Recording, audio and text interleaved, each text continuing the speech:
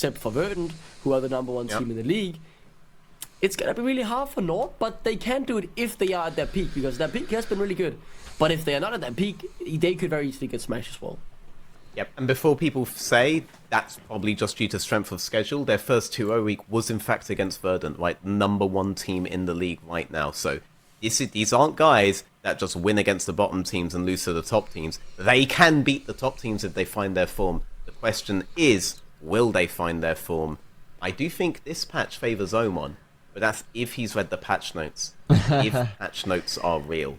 That's asking quite a lot, honestly, from the standards of what we've seen so far in NLC, or at least it seems like the results of today's games have not really been in line with what we've seen, the changes in the patch notes. Like Static Shiv LeBlanc still being a thing, Affilio still being a thing as well. A lot of success from potentially nerfed stuff. So we'll see if this game is any different. Here is the last ban of the first round of the draft coming through from Nord. Is going to be none other than the champion named Tristana. As we list. That's a nice way to buy time. Tristana being taken away. Mid lane focus mainly can be seen here by Nativz banning away both the Syndra and the Ahri. First pick for the Milio. Wow. Instantly locking that in for Twist. Maybe indicating they want to, get a strong AD carry for the box now and play around him. An AD carry I can certainly understand playing around.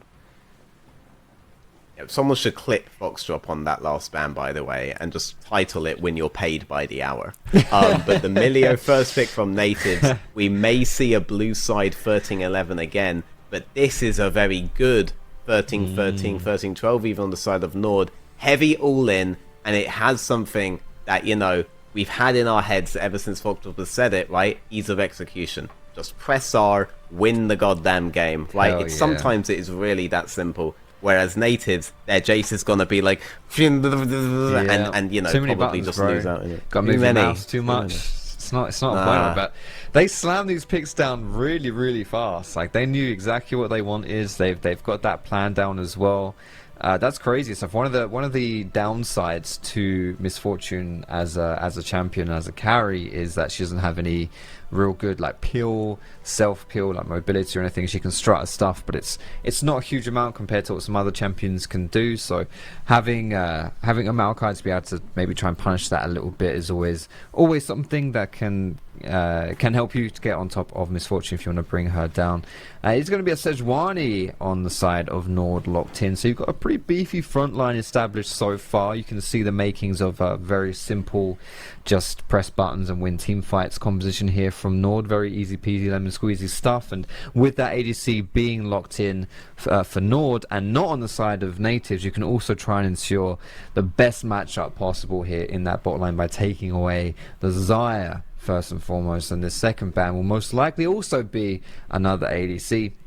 Something that you can just something you don't want to deal with in the bot side, something that will maybe give you a few issues and potential complications, and just to keep the game as easy and simple as possible. It's not even going to be a bot lane anymore, is it? It is the Affilio, so that's even despite his nerfs, still pick / ban worthy apparently, according to NLC 2 wins today, meta. right? So yeah.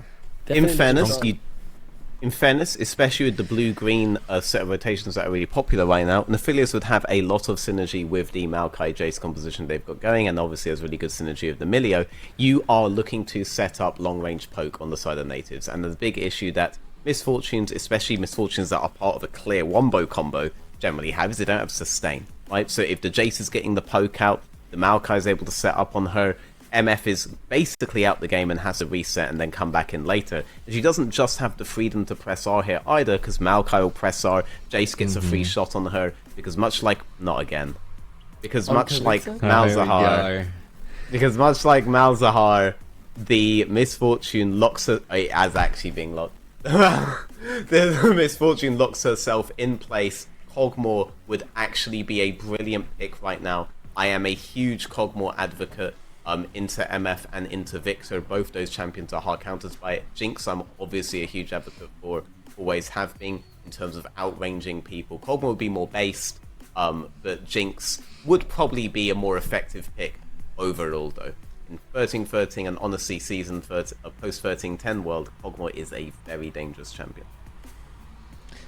Wow. It's Kasane last, another nerfed champion in recent patches, making his showing here in the top side.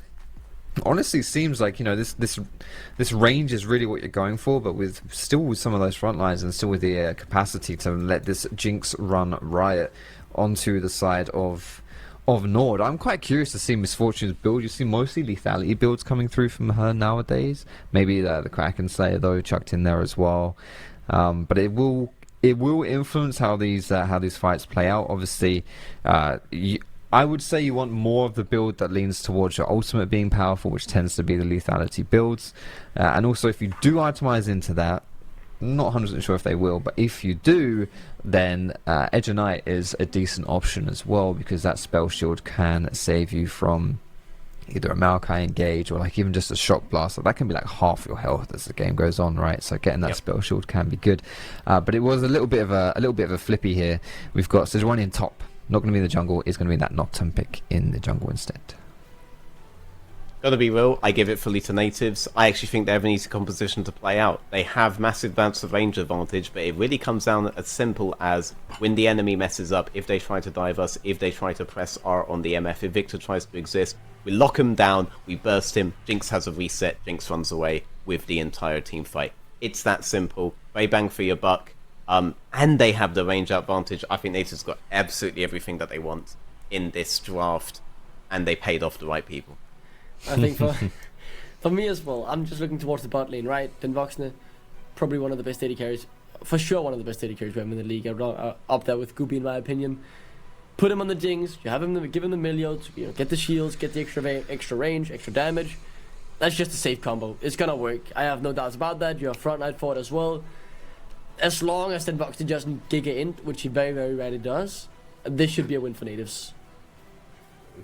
I mean, he has injured before. It can happen. But it's very he has. But last time was against NLC. No, forget.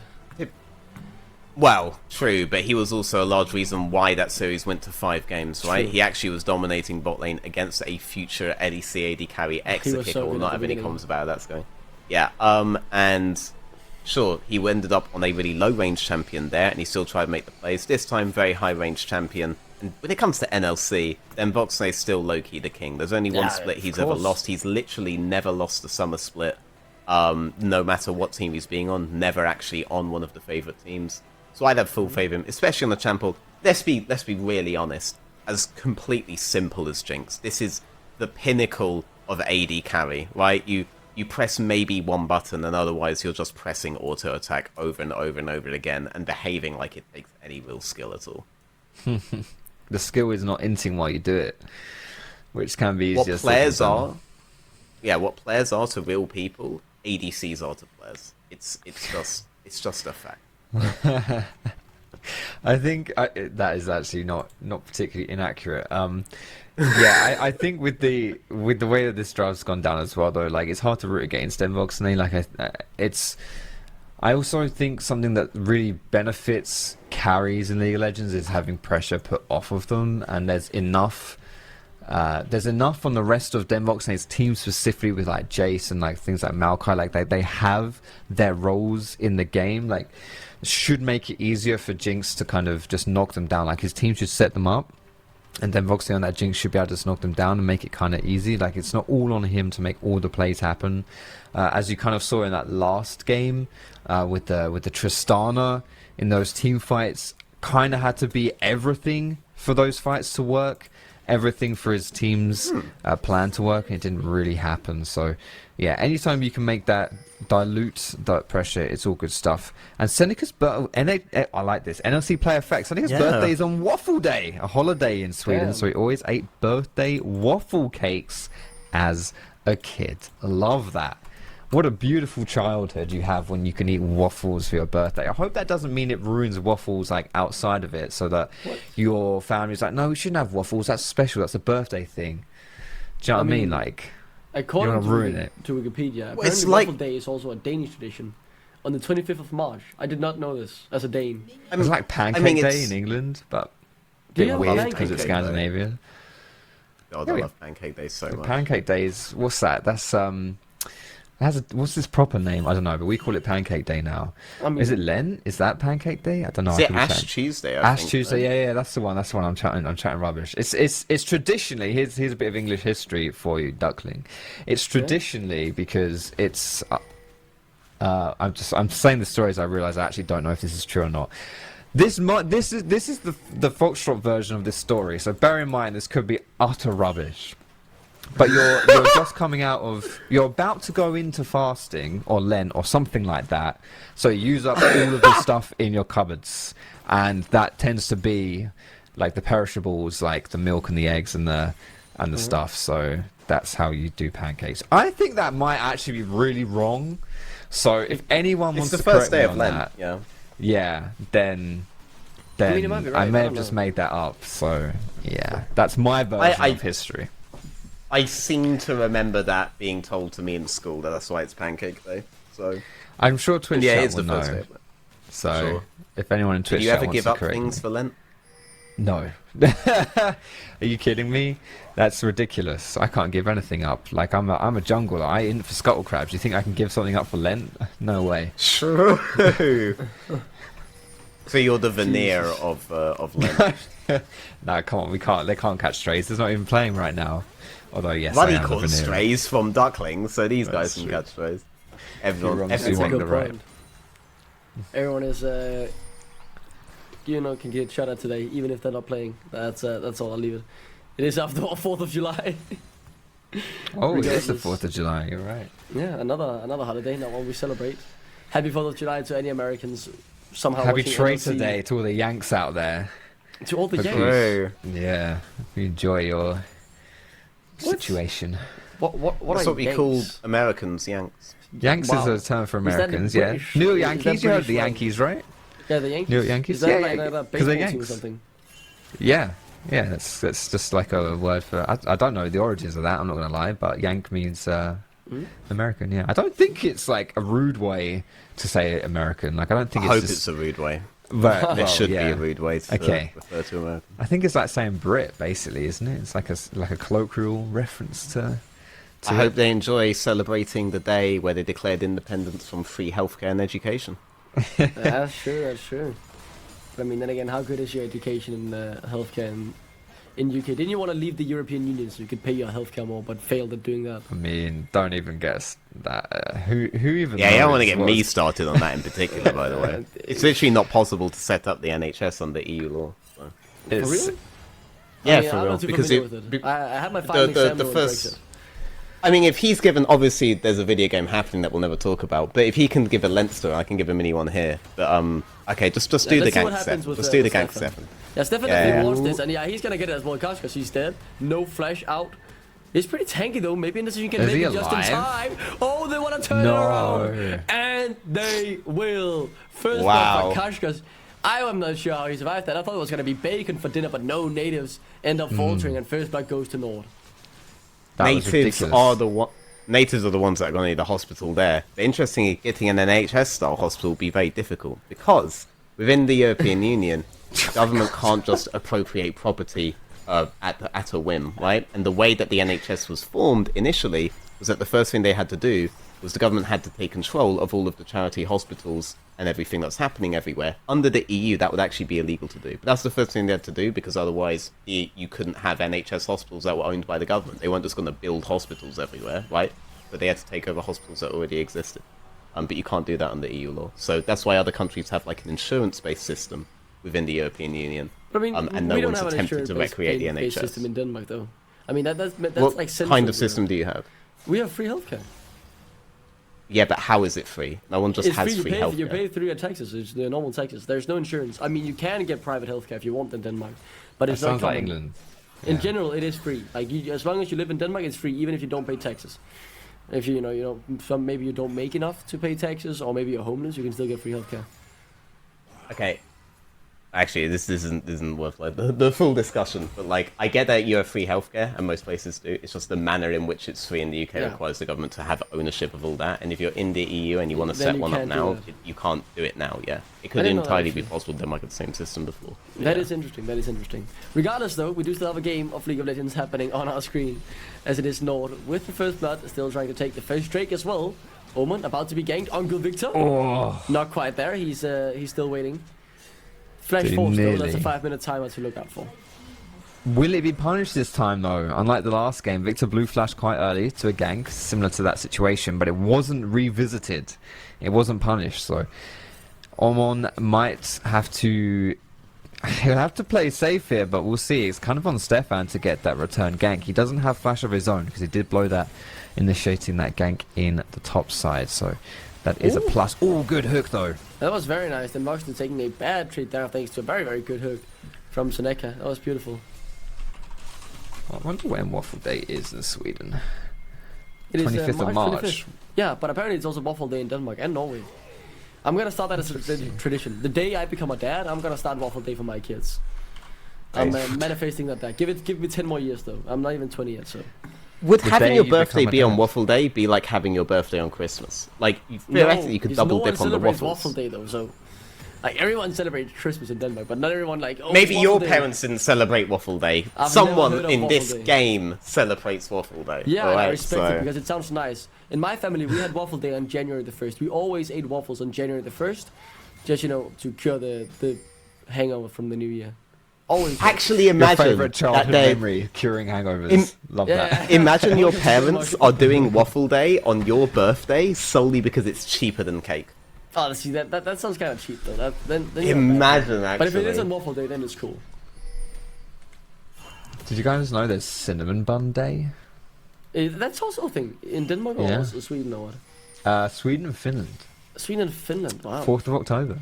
That's cool. Pastry-based days are all the rage, apparently, do you guys across have Europe. tea day or something where you drink tea? That's every day, mate. 365 days a year, baby. Slam that down, you boil that kettle, yeah. Avid followers of that. Oh, Stefan, walking straight to Seneca here. He could look to get the kill. Oh, wow, they just walked past! Does have the flash available, flash over the wall. Then Vox, secure the kill. But the super mega death rocket. As Hiddo forced to underneath the turret, Vladdy's rotating in to add that extra bit of health to the health bar. In the meantime, though, they are losing the Herald up top. It is gone TP in here from Kashkosh to deny the potential dive. Ooh, so what happened there is that Hiddo ulted the wave as MF to try to prevent the dive situation from Jinx and from Milio. But on her doing that, because the catch is done in Tribush, and because she hasn't got her AoE out to the whole extent of the lane, they just walk past the stun-locked MF while she's ulting and go into the try and nab the kill while MF can't do anything about it. So, pretty interesting interaction that just happened there. Kind of funny to see, and shows some of the vulnerabilities you have as MF when you're locked in on that ult there. She wasn't able to defend her teammate. If she cancelled ult there, they would end up losing out on the skirmish anyway. So an attempt to vent a dive on her just allows for a dive onto the jungler. Nord, though, looking pretty happy here with their objective control in this game. Already taken that dragon away, so that wouldn't be a spoil from that play with the dive happening. First dragon of the game taken away by Nord. It was that cloud dragon. Second one looks like it's going to be that hex tech. We'll see which soul we get here, because I don't think we've reached Dragon Soul in any of our games so far today. Although we've gotten a little bit close, it's not really been that important. Maybe a little bit different in this one, but if anything is to go by from today's games, then it won't matter too much. So we'll see if teams put a little bit more focus on other objectives and maybe like those dives as we just saw. Just trying to get some immediate gold into your back pocket and snowball through those team fights. And as we reach the 10-minute mark, it has been a quiet game. Just a couple of kills coming through, a couple of neutral objectives all going into the hands of Nord. And that's why they find themselves with a 400 gold deficit for some reason, as the CSing just haven't been quite up to par, I would suppose, in the lanes. Maybe some plates as well have gone over to swing the gold lead. Yeah, there's one down in the bottom. plate, yeah. And that's the single plate. And who's really happiest with this quite early game? It's Nativz, right? They're just happy to scale up on Den Voxen and then win the team fights. In my opinion, I'd much rather be the Nativz composition at every stage, right? Now, in terms of scaling, what you want is you want Jinx to be able to hit that level 9 point as clean as humanly possible. That's when she's at about the peak of her powers. That's not to say it goes down from there, but that's when you've kind of lost the window where your 2v2 can possibly match, short of a straight all-in where you've used terrain or you've used Fog of War to be able to close the gap early. And it looks to me like from this point, Nativz are sure to do that. This big fight around this Drake is the last opportunity Nord have to try to catch them out in that regard before you're in a position where the enemy has a lot of priority on their lanes, the enemy has much better range than you, the enemy has better scaling than you, and you're gonna have to play into them on every fight. Here comes the ult, though. It is straight onto Stefan. The paranoia, not quite enough to get him, though, as he's able to flash away nicely in position. Even use his own flash, but unable to close him down. That's the first paranoia of the game used, a very crucial one, goes into absolutely nothing, but as the second Drake is on the rift, the Hex Drake could go over into the hands of Nord here. Stefan, though, is able to contest. Ooh.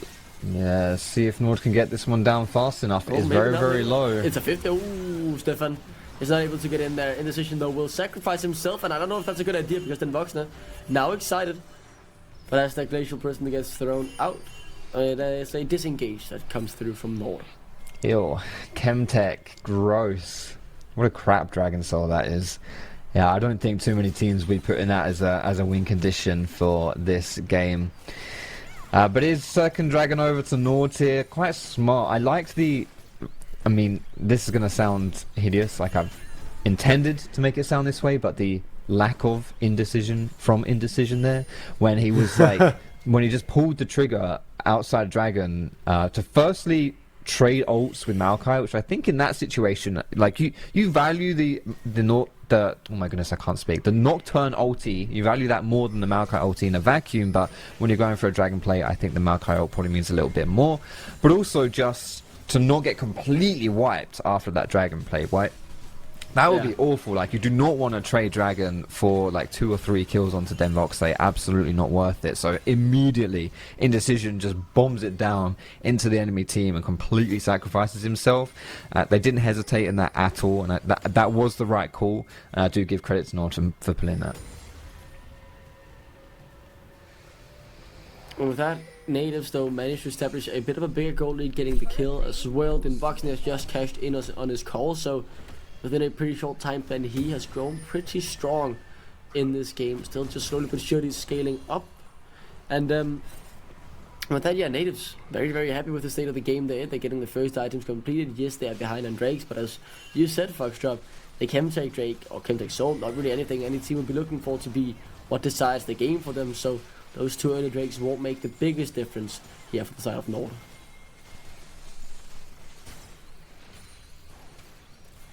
The big question for me now is, what do you do about the Cassante, right? Because the Cassante is a champion that's very, very useful if he's able to get ahead. And he is not significantly ahead in the top lane whatsoever. And we've missed many, many windows to try to get that guy going. Yes, getting your bot lane going is really nice. Yes, getting your mid lane going is really nice. But unless you... bot lane is being assassinated. What? Kush?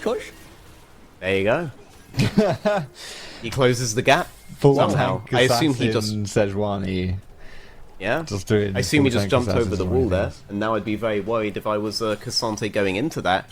Catchcoast is being a really valuable part of Nord. He's being a consistent part of Nord for every single one of the games. He isn't the guy that we have really questions over, but he's definitely showing his value here, because the Cassante hasn't received much love on the side of Nativz, and now Nord, they may be able to get map control back, and that's good. Because you want to be splitting that Nativz composition, you don't want to be forced into a 5-on-5 where they have early setup. And with that, Nord secure the second Herald as well, so still getting all the neutral objectives, maybe being able to swing the goal lead back into an even game state if they get off a successful Herald play. The mid lane tier 1 looking juicy at the very least, being just a couple of auto attacks away from death. I also wonder how Nord's going to deal with Cassante from the perspective of who's your anti-tank on this team. Normally that answer is your ADC, right? And there are some other champions that can deal with it too. But lethality build on ADC isn't really conducive to killing tanks at all. Like, it's all about lobbing down that ultimate, and with that bullet time just doing as much damage as possible, but not necessarily to tanky people. And I don't know whether they're going to have a good answer for that. Shikari might actually be one of the more indestructible Casantes that we've seen in recent times. Not to say he will be completely unkillable, but definitely more so than if there was something like the Jinx, for example, on the other side. Will be very good at killing him if these ADCs were swapped.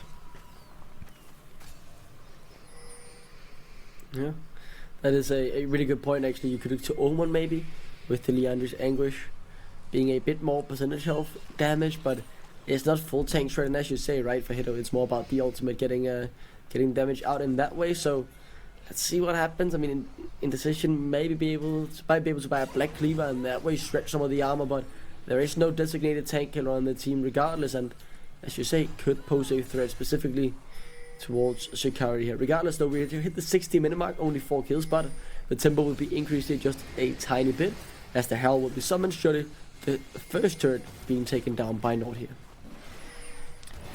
Boom! There it goes. Turret gold in the pocket of Nord.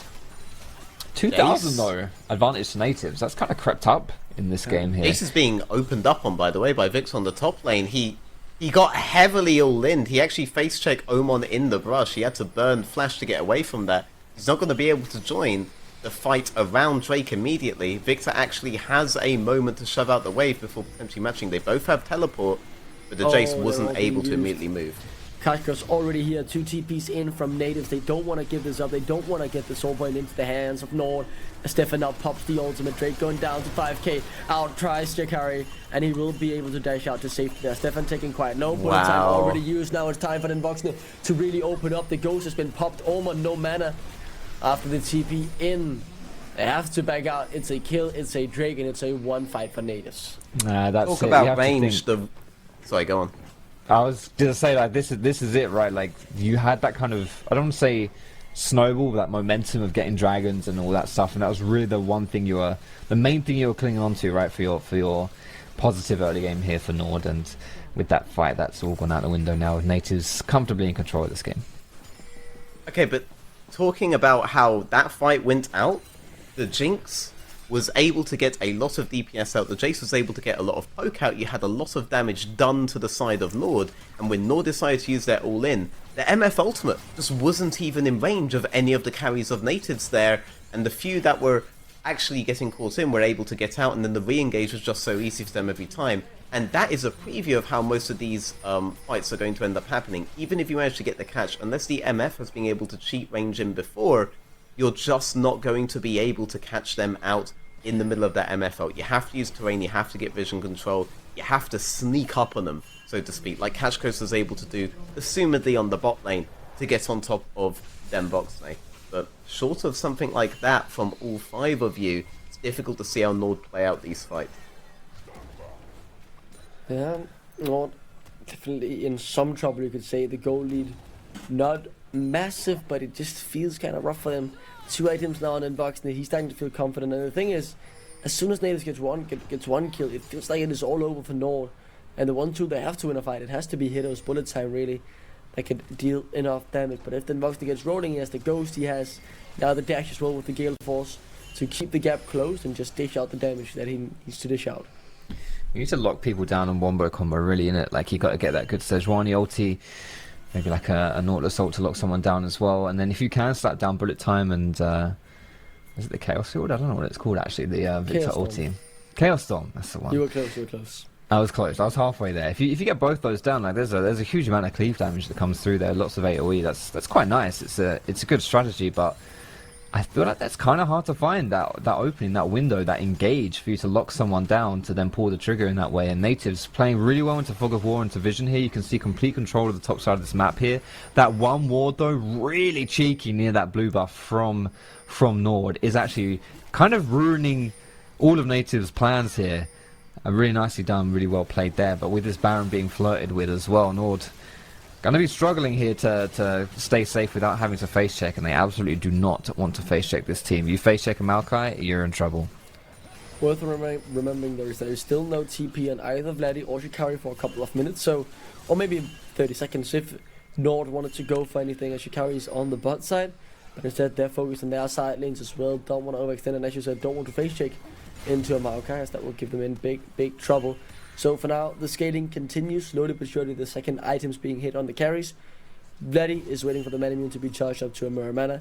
2 items now on Hito, same goes for Voxner. I think from this particular map state, what you'd really love would be if your Cassante is able to keep a pressure point on the bot lane there, and you're able to shift that into mid into Vladdy is in trouble, and he's taken down by Indecision. This opens up the window, and now Nord are pinging towards the Baron. Are they going to go for it though? I don't think they have an especially fast Baron, right? It's not like they have Zion Hito here. It's not like they have Varus. No, that TP though, they're thinking about it. They're thinking about it for sure. Oh boy. Shikari also has teleport. They only have to interrupt the Baron, and they have the range to be able to do so. Yes, they have the Jace, that's their biggest poke champ, but I don't think you can just stare at them and do the Baron. As well. Twisted Advance. Could be used here, 5k and dropping on the Baron. Still a smite, it's definitely get in the pit, has the flash available. And now Vladdy with the TP as well. It's now going to be a 5v5. Kashkash is already down to half HP. The Baron is still being kept intact. Will anyone go for it? Will they try it and secure it? 50-50. It's a 50-50 as you say. Indecision though, no flash or can't get in the pit again. And now the fight has started. That's the first kill. And the Baron has reset. Nativz will take the fight as they get the kill. Do they want to go back on the Baron though? Indecision still alive. Kashkash goes in. And it's good damage. But he's alive for now. Who falls in Chicago? As now it is Nord trying to get something here. They find Voxner and Vladdy quite low. It's not quite one yet. As somehow Nord turned that around and managed to get down Voxner and Chicago. Very good play by Catch Coast there. Then Voxney fought off of his initial reset. Maybe he's able to get excited enough to get a kill. They ran out the excitement, and yet he still moved forward on an isolated Sejuani. And Sejuani's like, oh, I'm not trapped in here with you. You're trapped in here with me. Slams straight on top of Jinx's face. Is just barely able to kill him. And as a result, they're able to get something more out of this fight from what looked like a very lost situation at the start. Right? They realize now they don't actually have a fast objective. They don't really have the turn, and even if Jace is down, Nativz still have the range to contest them. Let's see what happens on the Drake hit, and Voxner does have the ultimate. If he wants to go for the flip, 4k and dropping, here comes the ult, they get it down to 2. It could be a steal, and it will be by Stefan. That's the second Drake for them secure. Now Stefan though in a lot of trouble here, but in this gets popped somehow. Then Voxner could still look to run forward, the flash used though. Great Q there from Seneca, forcing that crucial summon as well. Vladdy trying to do some damage on Cassius, but does very little in the end. Good poke on Omen. As both teams now back off. No one has the smite, but it's still Nativz stepping up towards the Baron pit. Oh, and they stole the dragon as well. It's good stuff for them. Nativz not really having any business to get much of anything in that situation, but they'll certainly take that dragon. As you mentioned, though, Chemtech's really nothing exciting. It's not like these teams will be playing for Dragon's Soul as a main win condition. But with how back and forth this game has been so far, we could see it go the distance in that way. And mostly these objectives are being used not for the benefit of claiming the objectives themselves, but as like a little carrot on a stick to bait the other team in, you know, to force the teams to make decisions and then try and pick a good fight. I just think so far it's not worked out for Nord at all, specifically because these Misfortune ultis have been very lackluster. They've not really achieved too much. Always keep your eyes peeled on that Misfortune to see if she can get something a bit more, because with a good bullet time she can win this team fight with a blink of an eye. Unfortunately, not happened so far. I miss Galeforce MF, and this is partly why, because Galeforce MF was built for situations like this, where you are outrange, but you still want to be able to get a crucial combo out, and with that combo, eliminate the enemy. She needs to get in range, but her safe range against this team is very bad for her ult. If she had something like that where she could dash in, maybe you could see something happen. Stefan, no flash, be aware of that. Regardless, though, he should still be able to make it into the pit.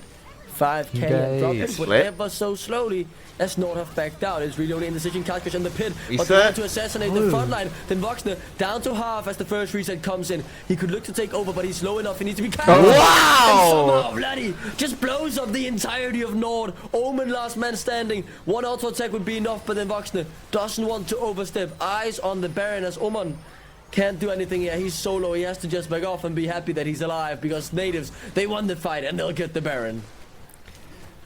I feel like a broken record every time Jace is on my screen, but I remember when that champion took skill, man, and didn't just annihilate an entire team in one combo and wasn't a melee range assassin.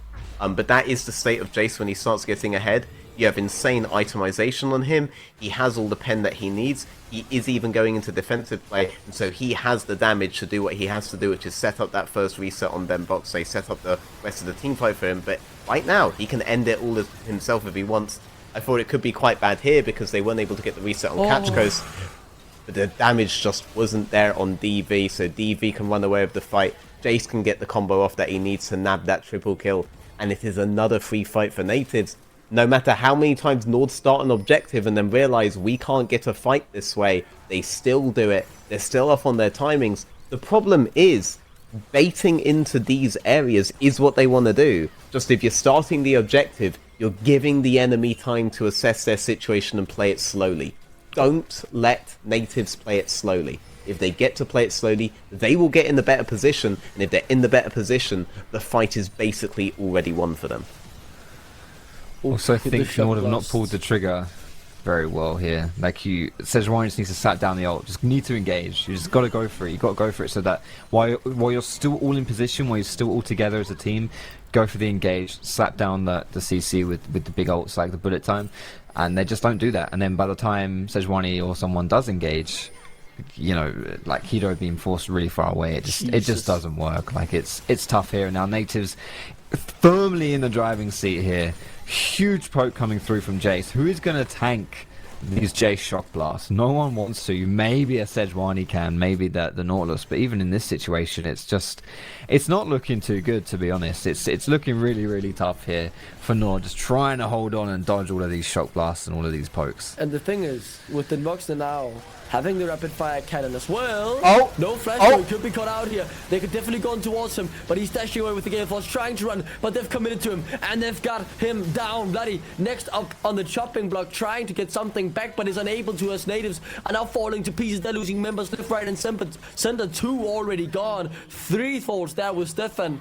The Drake being up in 20. This will be so on point for Nord, but more importantly, it's a one fight that stops Nativz dead in their tracks. Composition is simple.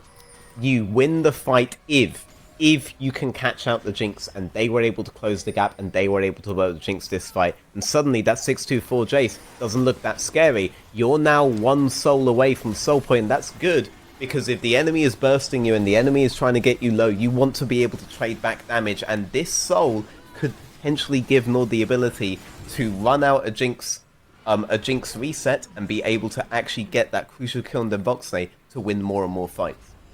That was objective bounty as well on that dragon too, not just putting them within soul point, but giving them a little bit extra gold. Every little helps here if you're Nord, just trying to stall the game out a tad.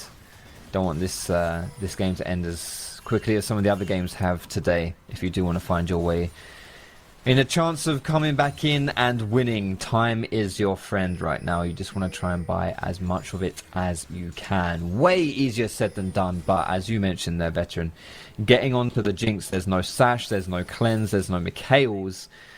If you can lock her down, she will stay locked down, and then with a good combo, the rest of the team will follow. Alright, let's see what happens here though. Cassius does get hit up by something, but the slow doesn't matter because he's immune to it for the time being. As Shikari tries to find him but unable to, as Seneca takes a bit of a trade here. Will be going down most likely. Absolutely eviscerated. He's gone in a millisecond as Hito forced to flash away as well from the ultimate from Stefan. That is a very good play there by Nativz, forcing some important cooldowns and getting a kill as well. They can recall, reset, and regroup. Can't wait to see the Jace damage at the end of the game, by the way. I feel like it's going to be insane.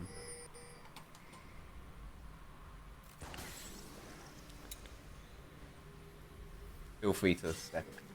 We're admiring the League of Legends action right now. There's so much of it going on.